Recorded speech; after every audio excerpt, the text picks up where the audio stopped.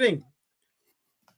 Who is representing this nicely immigrant-run foreign soccer club channel, but guarantees we won't eat your pets because we all had something to eat before we started the show tonight? It's us, the American Scouts or TV Thursday Night Podcast. ASTV, if you're one of the cool kids, joined as usual by Brian and Trevor. Brian, how are you?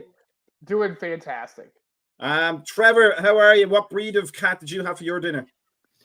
Yeah, I just kind of like have them put a smorgasbord together. Whatever they got in the traps is just it's what I a charcuterie board. Yeah. All right, cool. All right, I'm just gonna goodbye. So we're in for a show tonight because finally International Week is done.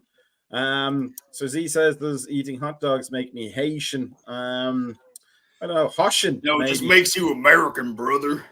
But we are going to discuss apparently the beginning of the City charges on Monday, I believe.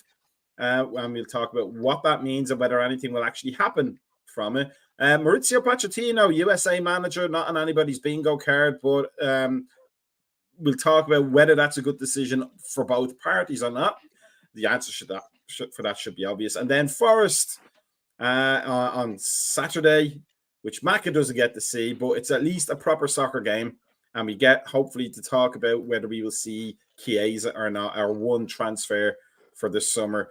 And also, name that topic after a good Cure song, which, that's not that good. It's the Cure. How good could it be? Well, let's start with the Man City charges, Brian. There's a picture of Pep looking all worried, but if you're cynical like we are on the Thursday Night Podcast, he probably has nothing to worry about, does he? It's going to be swept up, cleaned out, and then shoved down everybody's throats as it's a good thing if City don't get charged for this. What do you think? Absolutely zero things are going to happen. Nothing's going to happen out of this. I mean, there's so much money that's being floated around with City, with who they bought as far as their attorneys and who are defending them. The amount of money that they've basically pressured into the league, that nothing's going to happen to this. This is just a nothing thing. It's a formality right there to say, hey, guess what, you charged it. And if they do get charged, it'll be like a couple $1 million deal or maybe a transfer embargo for 2 seasons, something like that. But it's not going to be, if anybody's expecting relegation, they're sadly mistaken right there, because nothing's going to happen. They're not getting relegated. That's for the likes of the Evertons and the people like that, and the Leicesters and stuff like that, who don't have the type of money that can afford attorneys to do this. Now, people should remember that the same thing happened right there with the with in UEFA, and it went to court of arbitration, and all this shit got thrown out. So, if it does get charged, it'll probably still go to the court of arbitration.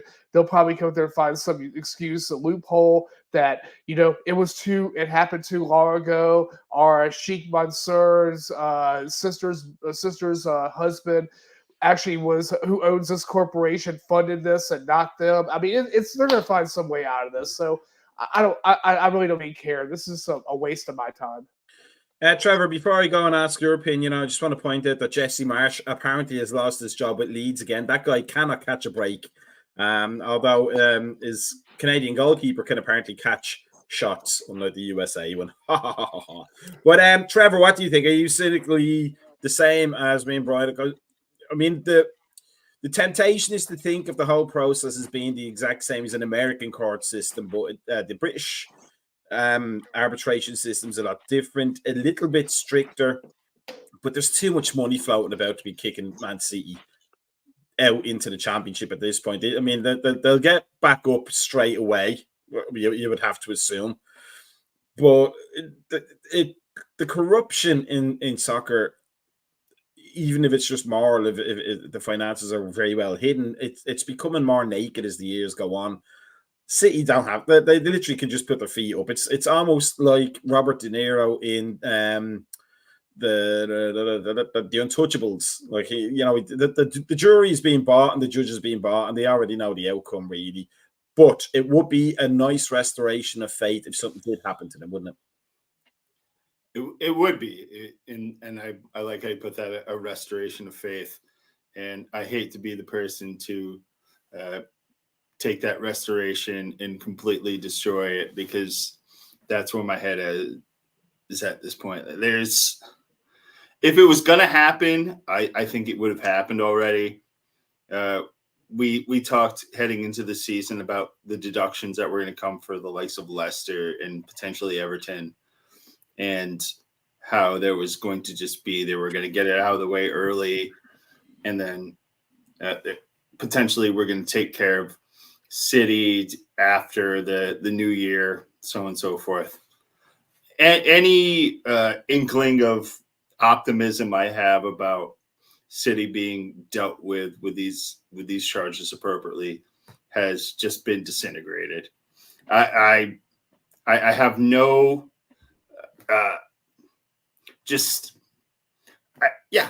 I don't have any thoughts about them just have it coming to pass. I just don't. I don't think it's going to happen.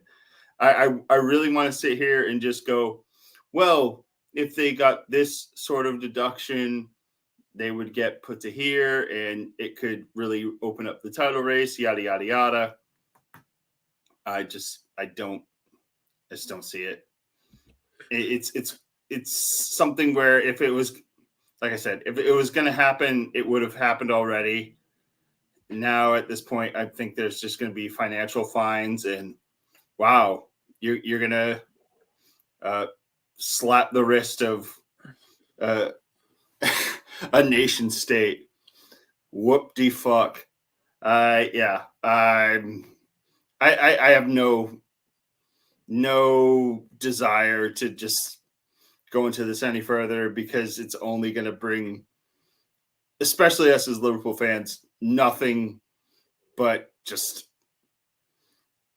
there's no light at the end of this tunnel. Brian, is there a sense, do you think, that the almost soft peddling of Leicester and the Everton case and the way they fudged when they're going to do all these things wasn't incompetence per se, but rather they were setting precedent for when City comes along?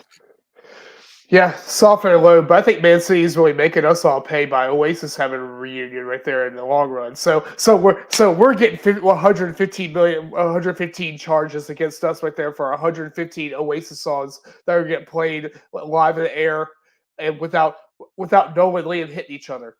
I think you mean it's 100. It's one Oasis song played 115 times in a different key. True, it's but perpetual sunny afternoon. Yes, or sunshine, or whatever the hell it is. But yeah. So I mean, that definitely softened the load right there. So it sets a precedent. I mean, you think about last year that Everton got hit by points last year, and then they got, what was it, 3 points or 4 points taken off of it, and then they were softened, and then it's kind of softened gradually through that. Again, it's like what Trevor was saying right there. There's stuff that's going to happen about this right there. There's the amount of money that floats around with them. It's pointless right there. I'm not even wasting my time even going through reading the headlines about this right there, because I mean, I know Sir Z came through and said in the comments right there on there that it's just probably thrown out the first day because of technicality. It's going to be some kind of loophole or something. The wrong color ink on the forms. Yeah, exactly. I mean, so I mean, I'd rather go through and focus on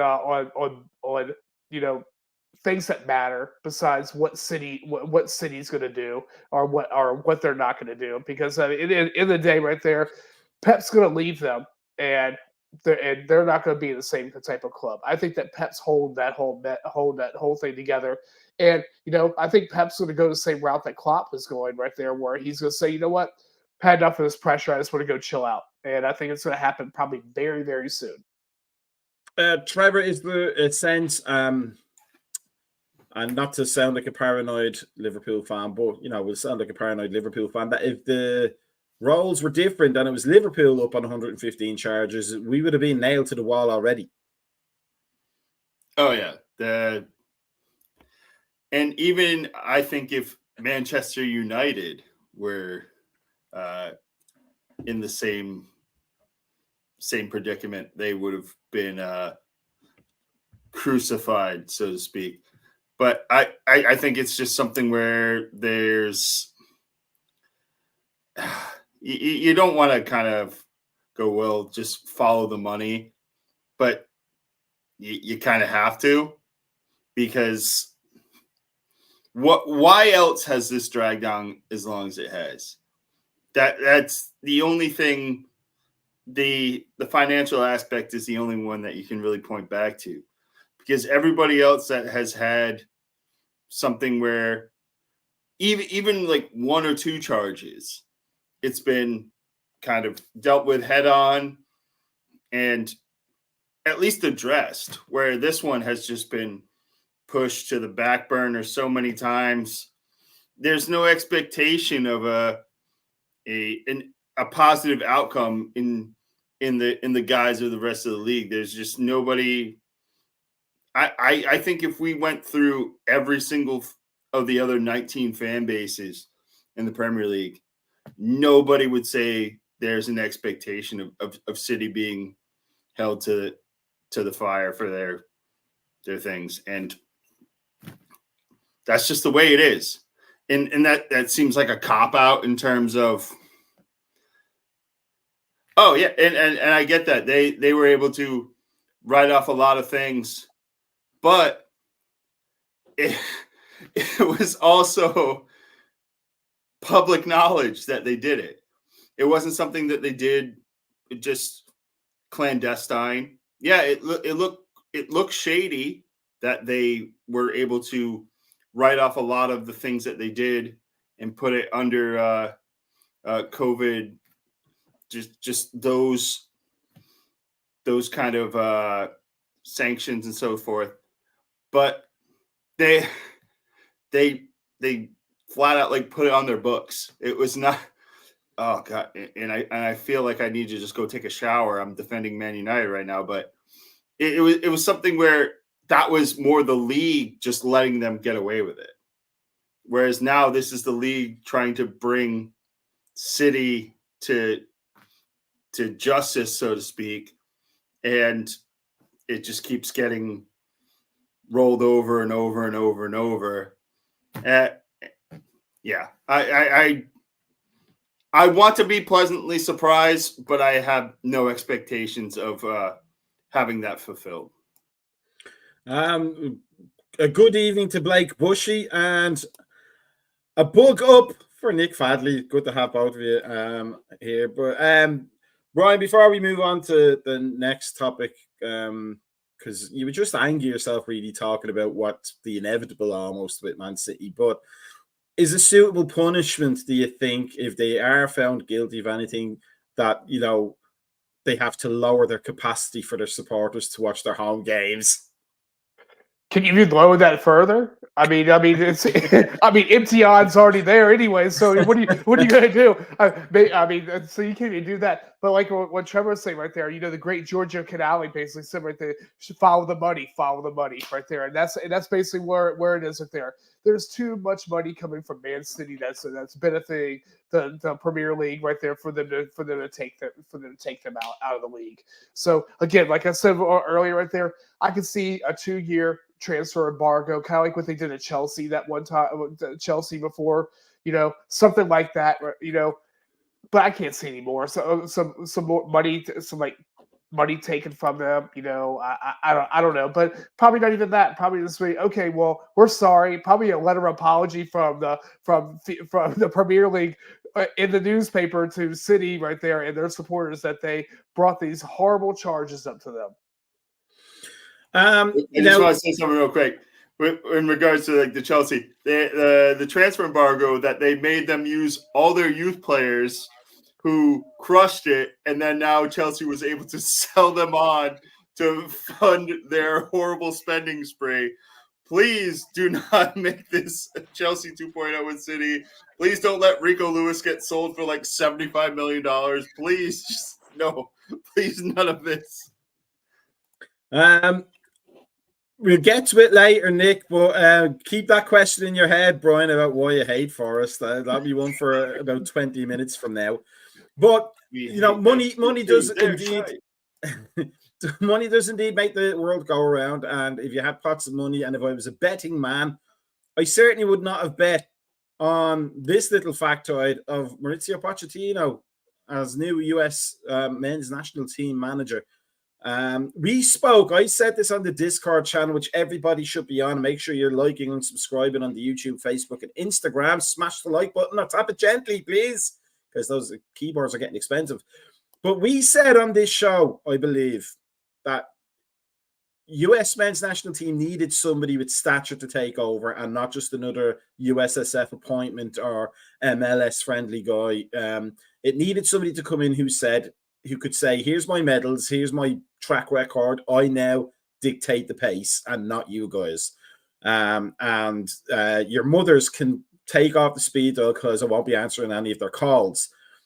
This was a surprise to me that Pochettino would even be in the conversation, but I don't know whether it's all official yet. Has it all been signed, sealed, and I mean, that is a fantastic appointment for US men's national team, isn't it? Sorry, absolutely. I mean, I think it's a win-win for both of them. I mean, if you think about it right there, the U.S. needs to get the reputation straight again right there. Pochettino needs to get his reputation straight. So, I mean, so you figure you have basically 2 years right there for them of this marriage right there to happen before the U.S. comes there and parts ways with Pochettino. Pochettino goes to a better job right there. I mean, so it's a perfect thing for them right there. I mean, of course, the whole thing is funded by a hedge fund, a broker. So, I mean, again, follow the money. Again for the second time right there. But I think it's a good win. I mean, it's. My biggest concern right there is Pochettino being able to adjust to international football versus club football, because it's a total different animal right there. We ran into the same thing when we have with trying to create drills and trying to mold a squad that you had for this last U.S. manager, where he was trying to make these players something that they weren't. I mean, you have to go there and actually mold the players right there and have them play the type of football they have played. It should be a plug and play thing. Here, guess what? You go do this right here on for your club. Let's adjust this squad right there to suit the players. So you figure most of the world right there is playing with a 4-3-3. I mean, for the most part. I mean, so it's not very hard right there to go there to adjust this. I mean, the problem is with this Pochettino right there is more of a possession-based manager. It's to try to go there, maybe take them back to the U.S. to about 10, 15 years ago when we were a counterattacking squad. And I think that may benefit these type of players to be counterattacking players with the speed and stuff that we have through there. I just hope that this right there, I don't like international football. I mean, I complain about it all the time because it takes away from what I really like.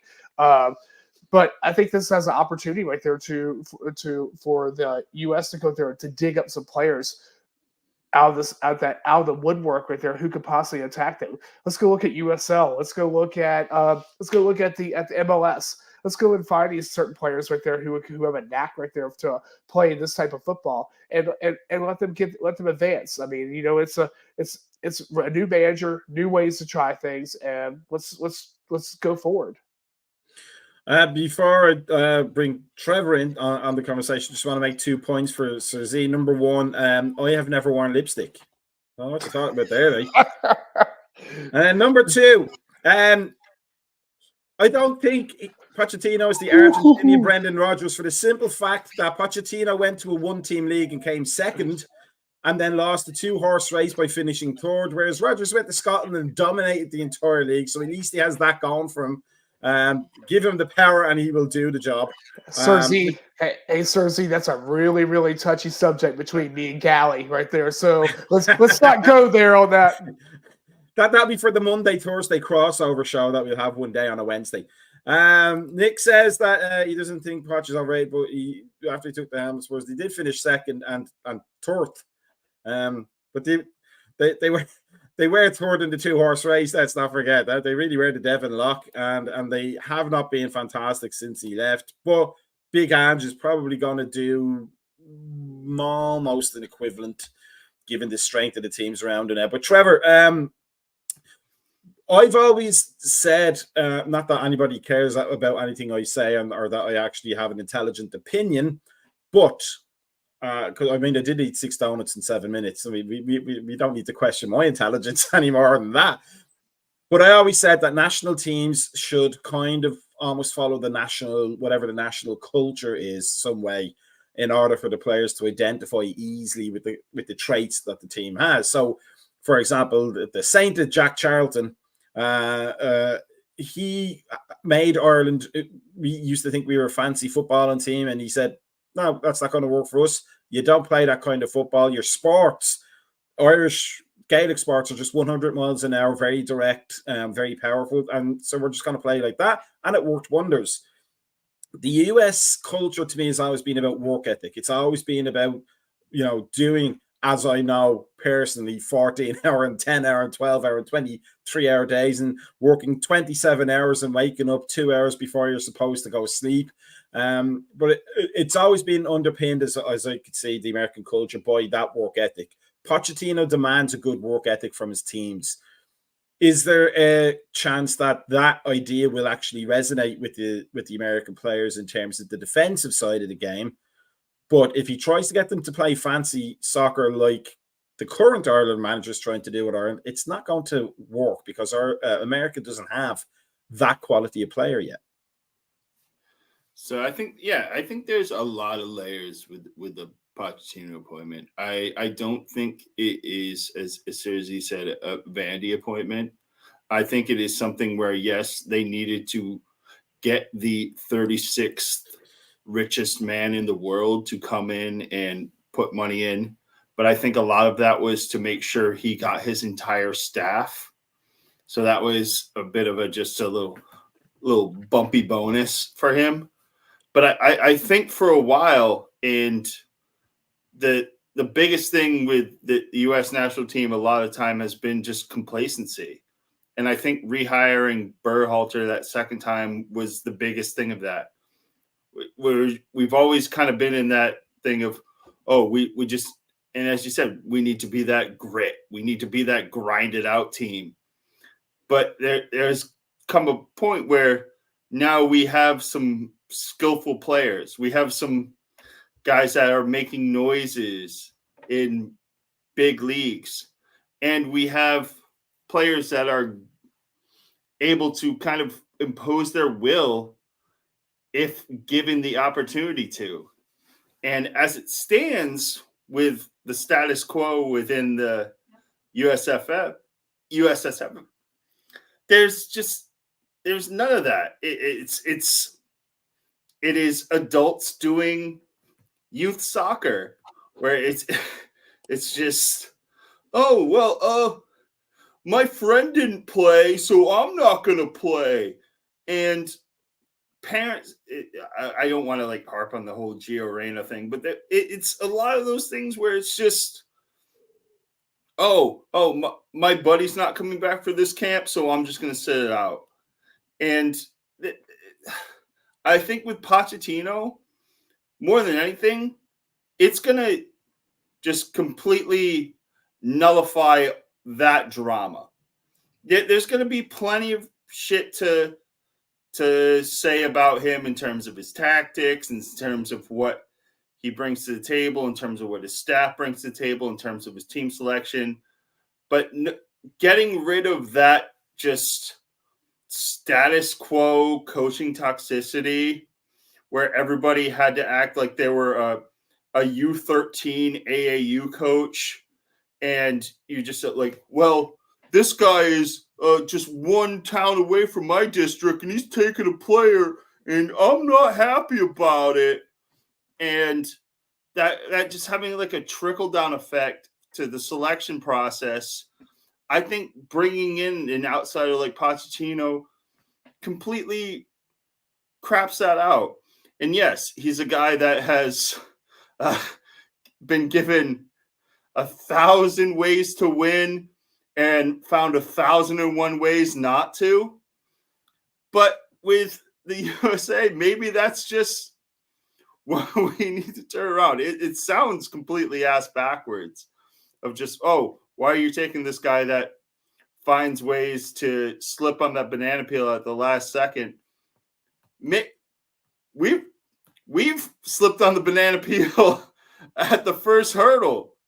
Why not give the guy that slips at the last one a try? And maybe if enough of the U.S. players buy into it, then we don't slip anymore. Granted, I don't think that's going to be the case in 2026, but I think this appointment gives us, as a footballing nation, the best chance to not embarrass ourselves as a host nation in 2026. Brian, one thing that might be a positive about Pochettino is that, the juice boxes will be on time for halftime and the post-game ice creams will be quality. But with the orange slices are going to be immaculately cut as well. Immaculately cut. But 2026 World Cup is here. Yep. Is that a factor in the USSF's decision to hire a manager of that stature? Because, I mean, realistically, if you didn't want the crap that goes with the job, Jesse Marsh probably would have been a good choice. He's clearly learned a lot from being over in Europe. It's something that Paul Bradley never did. But he's clearly learned a lot, and Canada are probably clinging on to him for as long as they can. But going into that World Cup, not having to qualify for it, if that's still a thing, but not having to qualify for it gives him plenty of time to figure out what his team is going to be. If the US men's national team get to even the quarterfinals, is that a good result, and is that a justification of his appointment? So I was listening this morning to the Grumpy Bastard, to series with the Grumpy Bastards guys. To us three. Yeah, us three right there.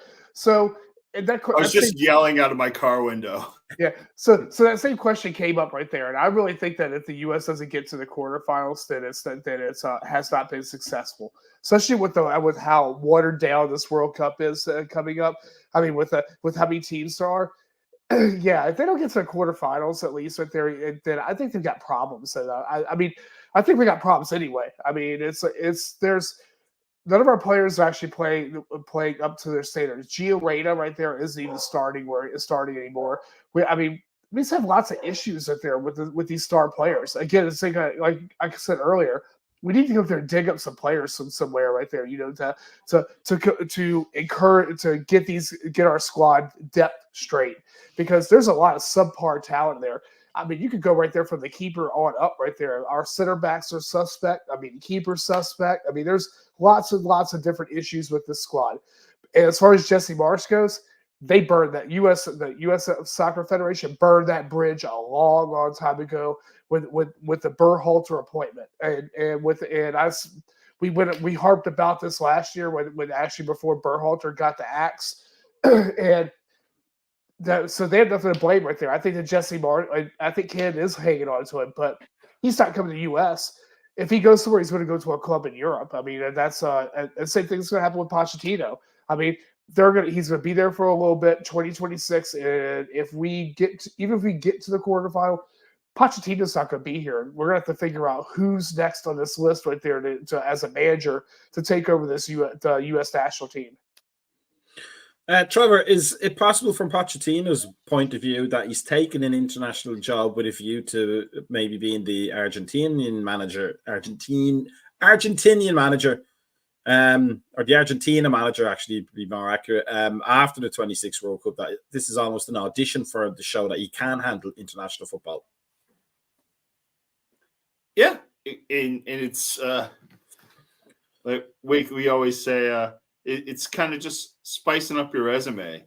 If you're a person that is trying to get into a certain industry, maybe you take something that's kind of a little just to the edge of that, and you're going, oh, well maybe if a big South American job comes up, yeah, Argentina, or a big European job comes up, whether it be internationally or club, just kind of keeping himself busy, but also in the public eye. He could go coach fucking Bolivia, or he could go coach Romania, and nobody would be like, oh, wow, Mauricio Pochettino is taking these jobs and blah, blah, blah, whatever. But taking the U.S. job, especially with the U.S. World Cup coming, I think it's putting himself in the shop window. And even if I think if things fall apart and the U.S. performs poorly both in the lead up and in the World Cup, he has that built-in just general world sentiment. Well, the Yanks don't know how to play football. Not even this guy that knew what he was doing could turn him around, and he'll get a job anyways. And that sounds shitty and super cynical to say, but I think that's the truth. I think there's enough people, especially in Europe and in South America, that could see him failing as the U.S. men's national team manager and seeing that as a failure on the system's part and not on his, and still potentially helping him fail up into a big. Hey, if that's a thing, I'd like to think that sort of career trajectory would be what it would be from a failure of this thing. But we just saw Vincent Kompany get Burnley relegated and go to Bayern Munich. So what the fuck do we know? Brian, last one to you.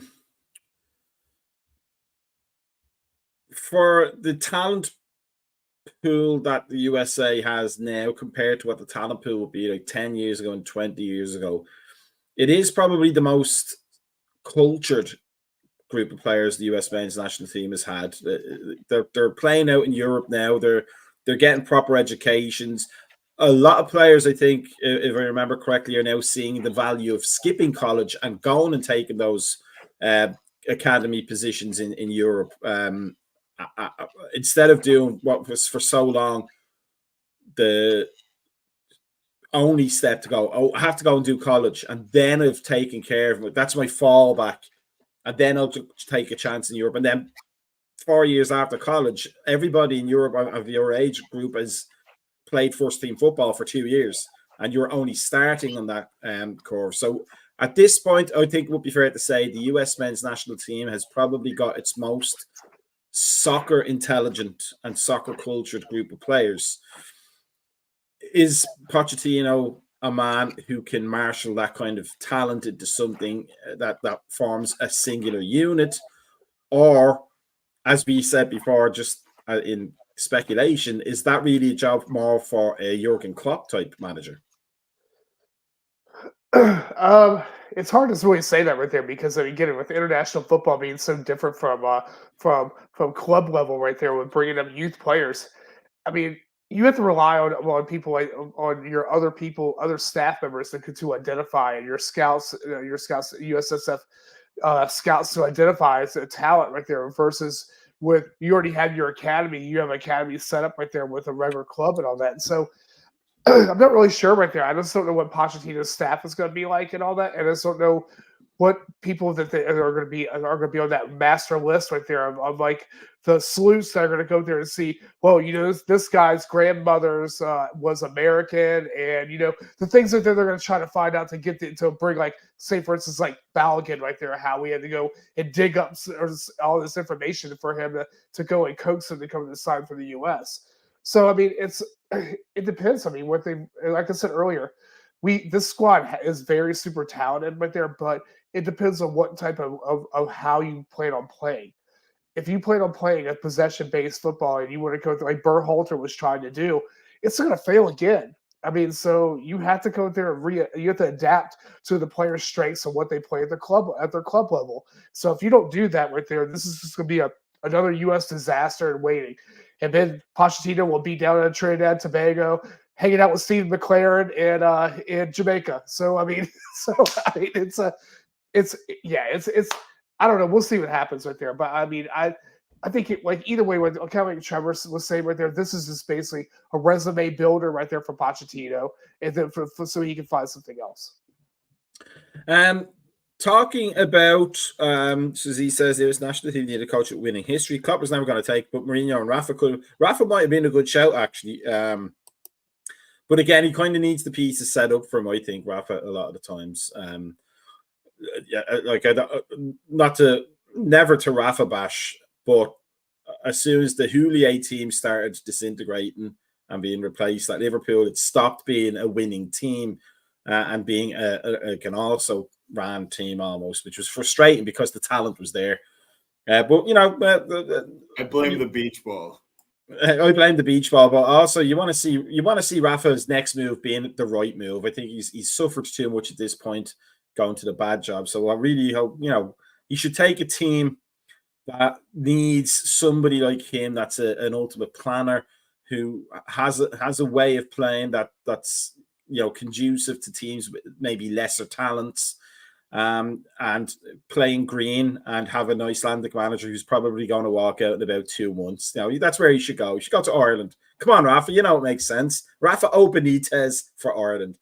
Now, talking about managers who are on the first footings of a new job, we get to see our new manager, the cool as a cucumber, Arne Slot. He's a completely different proposition to Jurgen Klopp. I've enjoyed it so far. I think he is going to, maybe not in an instant way like Klopp did, where everybody was following his flight from Dortmund to Liverpool online with those flight trackers and whatnot. But a manager who's going to, I think, bond with us Liverpool fans, but in a very much a subtle kind of way. He has Forest coming up this weekend. 3 wins, 3 clean sheets, as I pointed out to the EPL panel lads the other day, talking about how great their goalkeepers were. But, Alisson hasn't conceded a goal yet. We look such a different prospect. Forest are not doing anything great, I don't think. I'm not looking at Forest as a team anybody should be afraid of. But there is history there, and that can count for some things sometimes. But Trevor, should we be expecting more of the same? A very controlled game, a very dominant game, and maybe we get to see the new guy play. Yeah, Forest is a team that I think at this point is kind of exceeding their expectations. They're mid-table, where a lot of people thought they were going to be in the cellar. I mean, it is only 3 games, to be fair. But something like that, with having Everton 5 points where you were expected to have 0, and you're not leaking goals in the fashion that they were last year, even through 3 games is something to take as a positive, especially when people thought like Nuno Espirito Santo was going to be fired by now. But I think it's a team that I don't think poses much of a threat to how Arne Slot's going to set this team up. They are going to hope to God that Chris Wood can get a goal out of nowhere. And other than that, they're kind of just going to set up shop, and they're really going to just play into our hands. They're going to really try to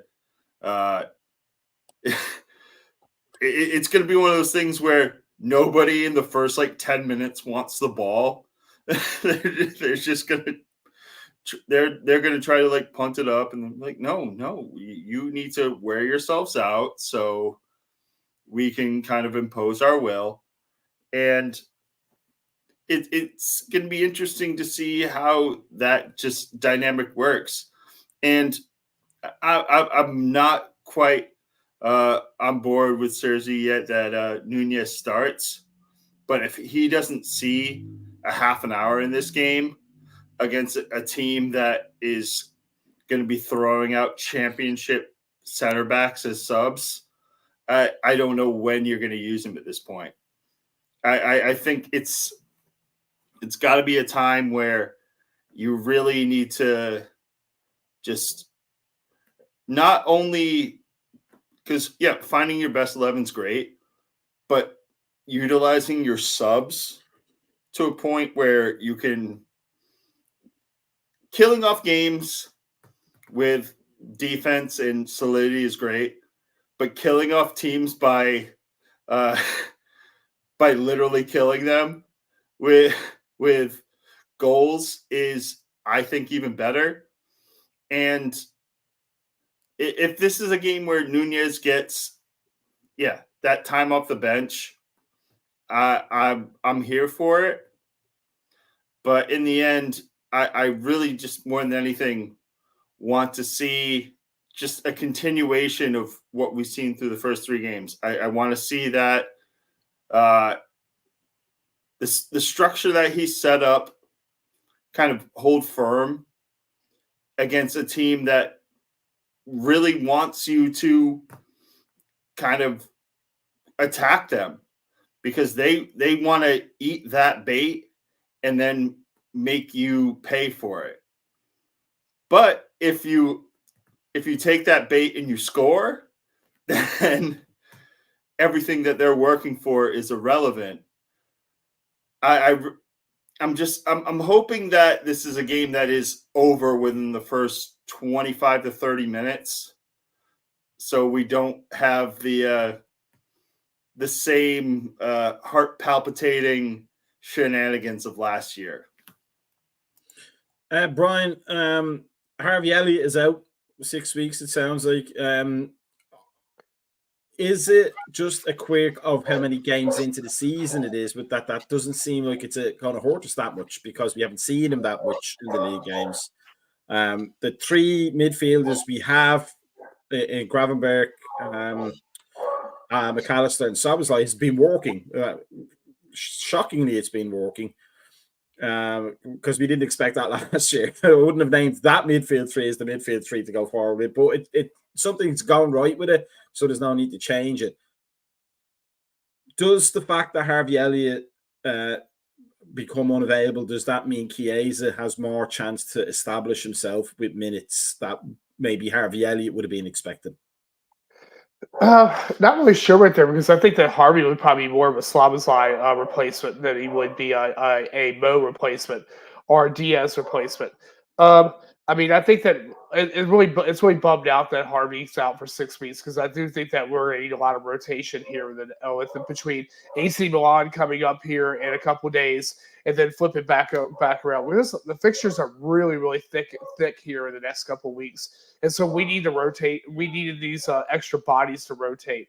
I think the person who's this is actually going to help right there is probably going to be Curtis Jones. I mean, I think that he's I really see him actually playing in this match right there, especially if depending on what condition that McAllister is coming back. I mean, if he has some problems right there, then I definitely see a Curtis Jones slotting in there. But I mean, I think Chiesa, I'm not really sure whether Chiesa is quite ready. I mean, he did a lot of drills in the past week and a half right there with the U21s and U18s. He came there, did a whole little cameo with our new signing from the new Mbappe Rio right there. He did a little bit of stuff with him. And he dances in the sand. Yes.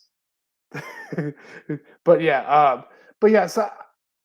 Chiesa right there, I don't know whether he's ready to go there to get solid minutes.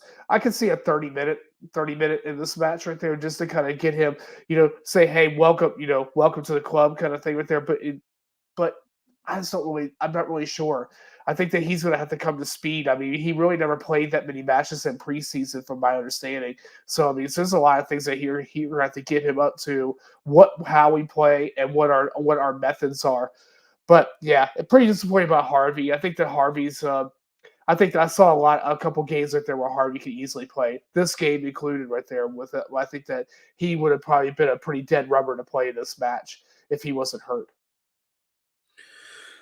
Trevor, the number 9 spot, I think, is quite open. I don't think anybody has claimed it. Jota certainly hasn't. I don't think Nunez hasn't had the opportunity to. Gakpo doesn't really like playing there. Is there scope for maybe Salah being moved central and then something else happen on the wings? Maybe that's where Chiesa comes in as a sub to try it out for 10 minutes or so. Or maybe Diaz moves across and Gakpo goes to the left where he likes to play. Because I think the midfield is, I think Endo's kind of, and I love Endo, but I think he's been turned into the utility player now at this point. He's the new old Lucas Leiva. The defense, I think it's still up in the air a little bit between Konate and Kwanzaa, but Konate has the edge right now. The fullbacks are the fullbacks. That's not going to change. Diaz he's got the hot hand right now, or the hot foot, if you want to be more accurate, but he's not going anywhere, and Salah's not going anywhere. So central midfield, outside of injuries, looks set. The number 9 spot really looks like the only spot where maybe we might see some movement in January even. Yeah, and I think Jota is going to be the guy until he's not. Until he either hits a run of form where he just can't hit the back of the net or he gets injured. I'd say that the latter is probably going to happen before the former. Oh, no, he hasn't scored yet, has he? But in the league, it's 3 games, and he's had. I think he has like an assist or 2. So it's something where he's not entirely out of the realm of goals going in. But I think moving Mo central, I think that's an end game thing more than anything. I don't think that's something that they're going to run from Jump Street, even if they are trying to kind of shoehorn Chiesa into the lineup and kind of run that FIFA Ultimate Team with him and Mo on the field at the same time type of deal. I don't see that happening for an extended period of time. In terms of the back, yeah, I know that Kwanzaa's kind of killing it on the U21s for England, but as a person who is a eternal Konate skeptic, we gotta get the most out of him while he's still here, and while he's playing well and kind of just has that confidence. I don't think you can pull him. I really don't think taking him out. And I'd say even if he has like a bad game, like he has a couple just like rough halves between like 2 games or so, you can't go get him, because it's one of those things where I think Kwanzaa, yes, the substitution may play into his mind a bit at a club level, but I think as a general player, what he's done internationally has shown that it's not kind of fucked with his head entirely, where he may not understand his place in the pecking order at the club. At least he's kind of still got that confidence that he is a very high quality center back. And as long as he has that, and I'm not saying if, I'm saying when Konate either craps out or gets injured, Kwanzaa will be able to step back in and kind of take the helm appropriately. The midfield, yeah, Harvey being hurt sucks. But I don't think there's going to be wholesale changes there anyways, because I think Slot with the midfield, for as much of a number 9 whisperer as he is, I think the midfield is where he probably has his biggest stranglehold, because that's kind of it's almost his coaching blankie, where if he can just get his midfield to be the same and be productive over and over again, that makes him feel the safest about everything else that he is going to ask his team to do. And I really think unless there's injuries or guys are just not doing what is being asked of them in training, he's not going to make wholesale changes in that level of the field. Just as because I had to search this out as we were looking there in the first 3 league games, I was going to point out Jota has had less shots on target than Andy Robertson, and he's the number 9. So if Slot is the number 9 whisperer, he better start shouting a little bit because that's a vital position to be getting shots on target. Never mind the goals part. But Brian, it's an Anfield game again, isn't it? It's another home game for us, isn't it? No, I think it's at Forest. Or is it at Forest? No, it's at Anfield. It is? Okay. So another home game for Andy Slot. What was the point I was going to make was that he got a good reception the first time.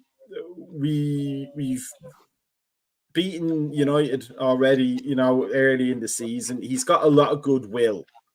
Should this game become a banana skin?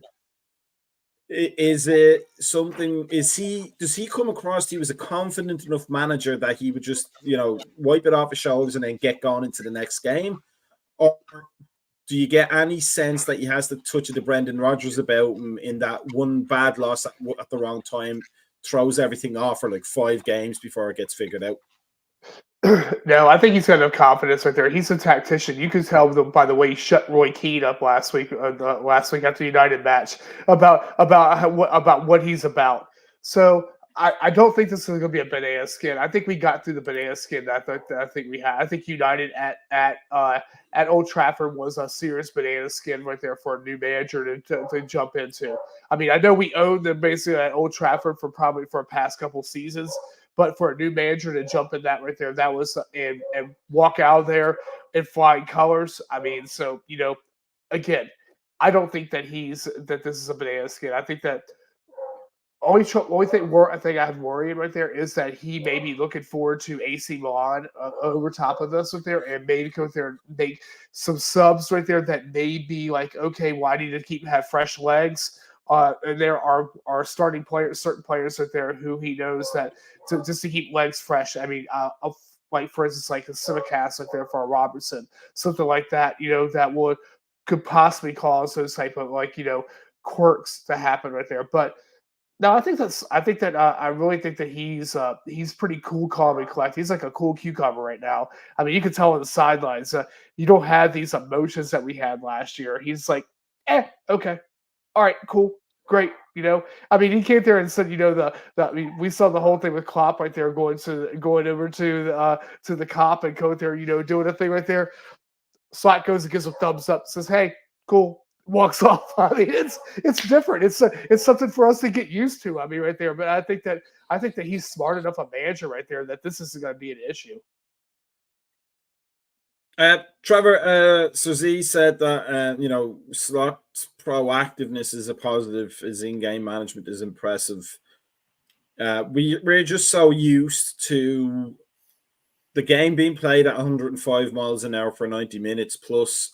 For us to be complaining at the end of some games that Klopp didn't make any changes or made like-for-like changes or left the changes till 3 seconds into injury time. So it's a different thing with Slot. Brian makes a good point about AC Milan.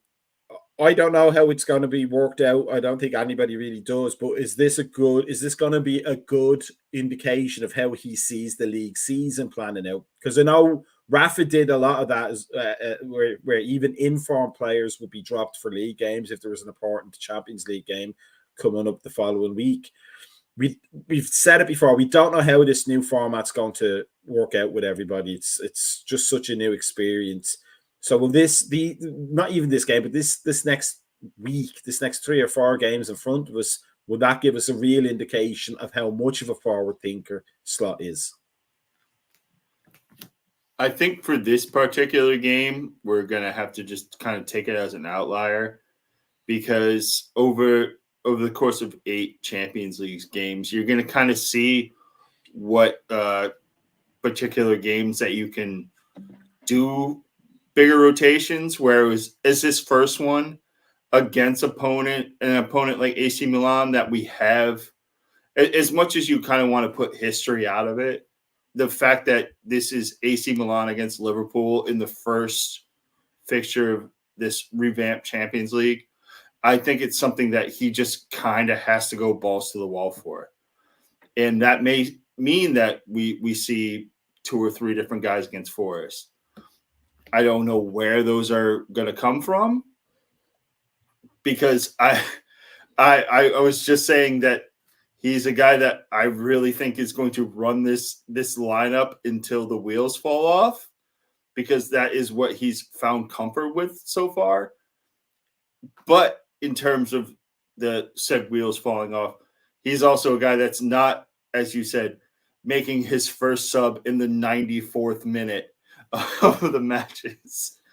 He will go get guys early on. If he feels things are in hand, he will make sure that there's substitutions made that are forward thinking. And yeah, it's going to see, maybe we go just all out for 45 minutes against Forest, and then at like the 60th minute, you see 4 subs, and then you kind of get the gauge of how he's going to line up against Milan. That's the biggest thing going into this weekend is it's the first time that there's 2 games. Him being able to go 1 week, set it up, 1 week, set it up, 1 week, set it up, and we're all sitting here going, he's great. He's the best manager of all time. Everything is beautiful. Now that there's a bit of just a monkey wrench thrown in, now we'll kind of see that what we're expecting from him, what there's going to be in terms of the rotation and the movement of the lineup and the setup. I'm all for kind of giving Forest not 100% to get those first 3 points against Milan, but I'm not in the camp where I want to completely disregard a league game in terms of the Champions League, especially this early. Brian, before we go to score predictions, AC Milan are apparently 14th in Serie A. They're not looking like they're having a good start to their season at all. Would this be, do you think, one game where you could take the risk of playing a full-strength team in the league to maintain that run and then hedge your bets in the first game? Or does the newness of this new format mean you really want to get off to a good start just in case? I think you have to get off to a good start just in case right there, because the way this format is, it's maximizing points. If these matches right there, you have to go out there and go for blood. I mean, that's all it is. I mean, with this right there, because even if because you have a chance right there, if you're a third place team in here, that your coefficient right there, because only first goes all the way straight through the round of 16. Second and thirds go over to the round of 32, I think, and then I think fourth, I think it has like a something of a coefficient like that it goes through. It's harder to hard. I forgot how it works, but you would need to go through. You reach a point where there's playoffs, and you kind of don't want that. Yeah, you have to go there to go shoot to beat that round of 16, and I mean in that little in there. So with the way everything places out right there, so. We have to maximize points. And I mean, we have some tough fixtures ahead of us right there after that. I mean, because right after that, you still have to go back to Italy again. It's not going to be easy. And also, I mean, on point right there, in the next 3 weeks, we have 7 matches. And so something's got to rotate somewhere around there. I mean, because we can't go in there and maintain the same comfort balance right there that we've had in the first 3 matches. I mean, you're going to have to go – somebody's going to have to go change out of here. We're going to have to see an Endo. We're going to have to see a Kwanzaa. We're going to have to see a Simicast. We're going to see a Bradley in here. You're going to have to see these players multiply just to get us through this point right here.